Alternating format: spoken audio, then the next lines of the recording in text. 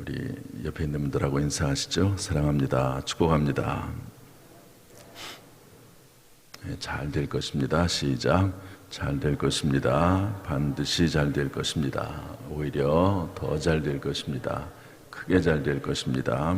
아멘. 저를 따라서 하시죠. 성경으로 길을 찾고 기도로 힘을 얻는다. 아멘. 오늘도 주님의 고난을 깊이 묵상하는 시간, 또 십자가에 달리신 예수 그리스도를 다시 한번 확인하고 체험하는 시간 될 수 있기를 주님의 이름으로 축복합니다. 아멘. 오늘 제목은 용서하시는 예수 그리스도 이렇게 잡았습니다. 한번 따라서 할까요? 용서하시는 예수 그리스도. 어제 어떤 성도님이 저한테 책 한 권을 주셨어요. 예수님의 십자가 사건에서 십자가에서 달려서서 예수님이 7마디 하신 말씀을 책으로 엮어서 이렇게 쓴 내용인데 그거를 주셨더라고요. 거기서 제가 쭉 한번 전체적인 내용을 좀 살펴봤는데 전체적인 그 흐름이 참 통찰력 있게 잘 썼다, 그런 생각이 들었습니다. 십자가에서 예수님께서 7마디를 하셨는데 그 7마디의 말씀을 통해서 예수님이 어떤 분이신지를 알 수 있다는 거죠. 그래서 거기에 또 그리고 핵심적인 사항들을 파악할 수 있는 아주 좋은 책이었습니다. 그래서 내용은 제가 또 하고 싶은 또 성경을 통해서 또 감동하시는 말씀들을 전하지만 제목은 참 귀중하게 잘 정리했다 생각이 들어서 제목을 좀 따라서 하려고 합니다. 오늘 말씀은 예수님께서 십자가에서 하셨던 첫 번째 말씀입니다. 7마디의 말씀을 하셨는데 사복음서에 마태, 마가, 누가, 요한복음 사복음서에 골고루 흩어져 있습니다. 그러니까 무엇을 먼저 했는지 무엇을 나중에 했는지 사실은 정확히 알 수는 없지요. 그러나 교회의 전통에 따라서 예수님께서 이런 순서대로 7마디의 말씀을 하셨다 하는 것이 정리가 된 것이 있습니다. 거기에 따라서 보면 예수님이 제일 먼저 하셨던 말씀은 오늘 말씀입니다. 예수께서 이르시되 아버지 저들을 사하여 주옵소서 자기들이 하는 것을 알지 못함이니이다. 한번 따라서 해볼까요? 아버지 저들을 사하여 주옵소서. 이것을 우리에게 적용하면 한번 따라합시다. 하나님 나를 용서해 주옵소서. 그 말씀입니다. 자기들이 하는 것을 알지 못합니다. 그러니까 사람이 여기 예수님을 십자가에 못 박았던 사람들이 자기들이 하는 일이 어떤 일이라는 걸 알았겠습니까? 하나님의 아들 독생자 예수 그리스도, 그분을 십자가에 못 박는 일이라는 것을 알았겠습니까? 몰랐으니까 그렇게 했죠. 저분이 구원자이시고 또 우리의 구주시라고 하는 것을 그들이 깨달았다면 그렇게 못하는 겁니다. 그렇지만 모르는 거죠. 모르는 거예요. 그래서 주님께서 용서해 달라고 그렇게 부탁하십니다. 여러분, 죄도 두 가지가 있습니다. 알고 행하는 죄가 있고 모르고 행하는 죄가 있습니다. 그래서 알고도 행하는 죄를 고범죄라고 합니다. 고범죄. 고의적으로, 의지적으로. 이게 죄인지 알아요. 그런데 그럼에도 불구하고 행하는 죄가 있습니다. 그러나 어떤 죄는 극악무도한 죄이지만 영적으로 볼 때 모르고 하는 죄도 있을 수 있죠. 예수 믿는 것 예수를 부인하는 것 몰라서 그럴 수도 있는 거거든요.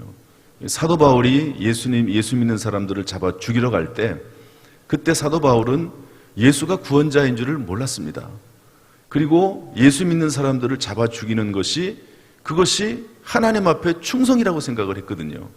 그런 면에서 볼 때 모르고 지은 죄가 있고 또 알고 지은 죄도 있습니다. 하나님께서 아버지 저들을 사하여 주옵소서 자기들이 하는 것을 알지 못합니다.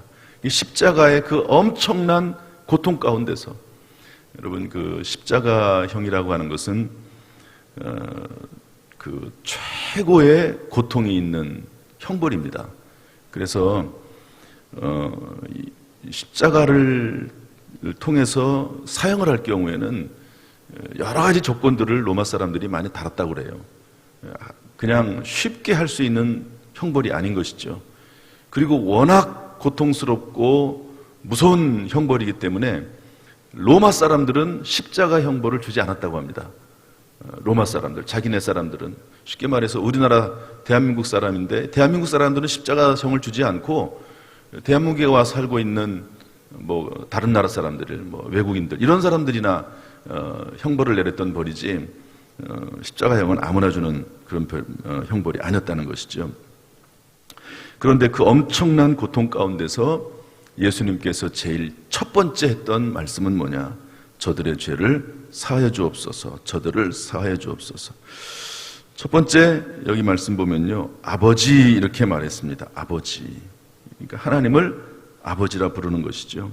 또 예수님께서 우리에게 하나님을 부를 때 아버지라고 부르라고. 지금까지는 하나님을 아버지라고 부르지 못했지만 이제는 하나님을 아버지라 부를 수 있도록 하셨지요. 여러분 예수 그리스도를 따라서 저와 여러분은 하나님을 아버지라고 부를 수 있는 놀라운 은혜를 입은 줄로 믿습니다. 두 번째로 저들을 사해달라. 저들은 누굽니까? 예수님을 조롱하고 십자가에 못 박은 병사들, 대제사장 바리새인 서기관 같은 유대 종교 지도자들, 시기와 충동질과 고소고발과 독선을 일삼았습니다. 자기의 정치적인 이익을 위해서 무죄한 예수님을 십자가에 넘겨준 빌라도. 여러분 빌라도는 깨끗한 것 같으면서도 사실은 예수님을 십자가에 못 박는데 결정적인 역할을 했습니다. 자신은 예수님이 죄가 없다는 것을 알았어요. 재판을 해보니까 죄가 없다는 걸 알았어요. 그러나 자꾸 주변에서 얘기를 하고 폭동이 일어날 것 같으니까 그럼에도 불구하고 자기 양심을 속이고 예수님을 십자가에 내주는, 사람을 죽이는데 내주는 일에 결정적인 역할을 한 사람이 빌라도입니다. 그런데 그 빌라도를 위해서도 예수님은 기도했다고 볼 수 있습니다.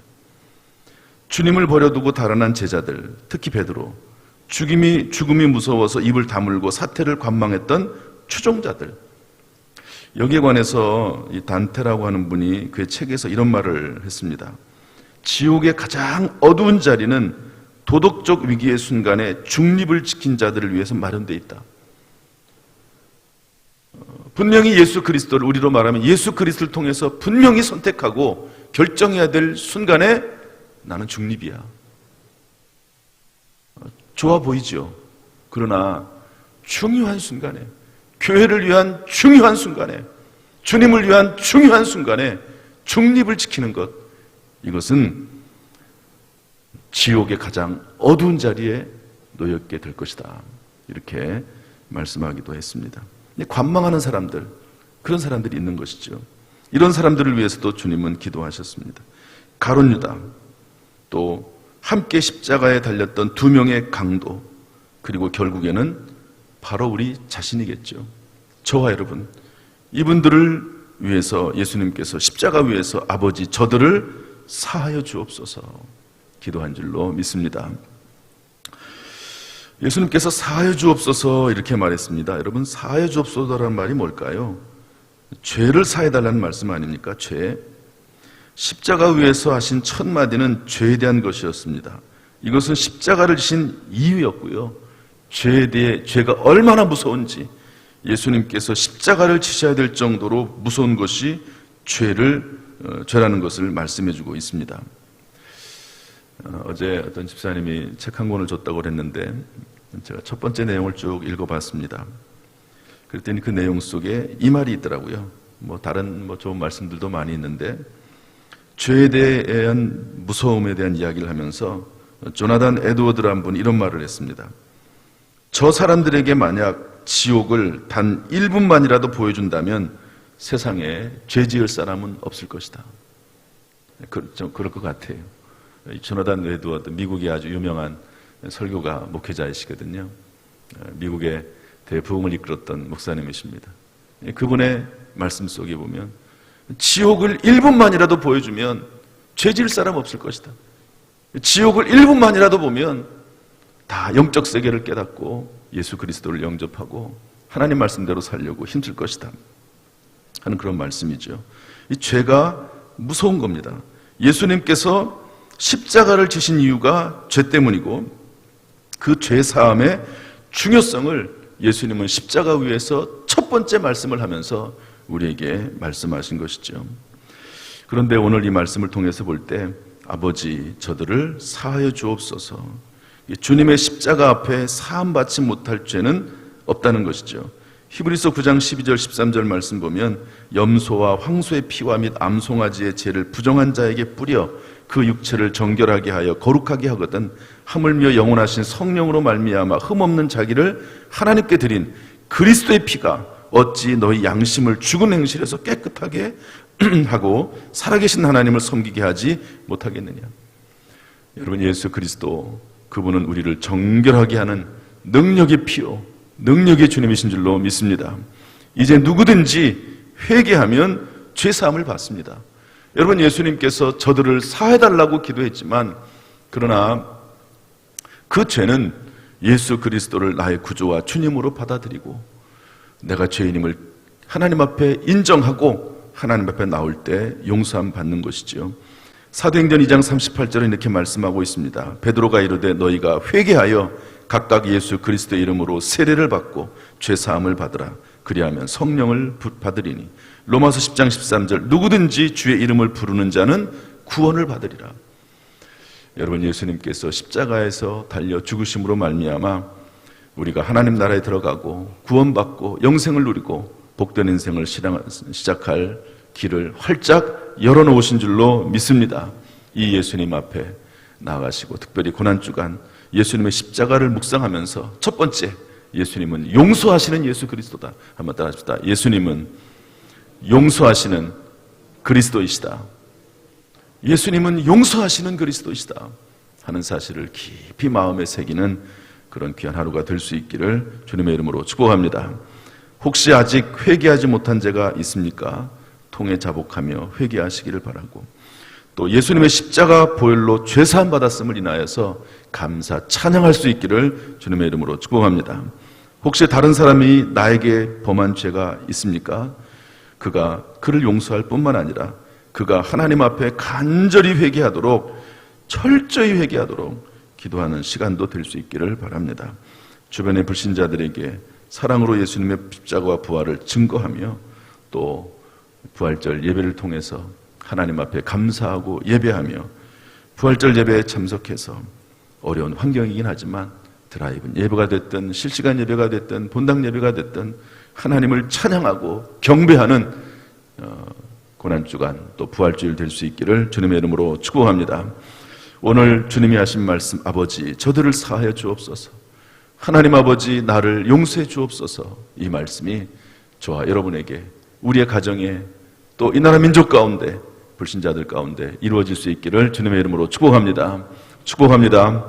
기도하겠습니다.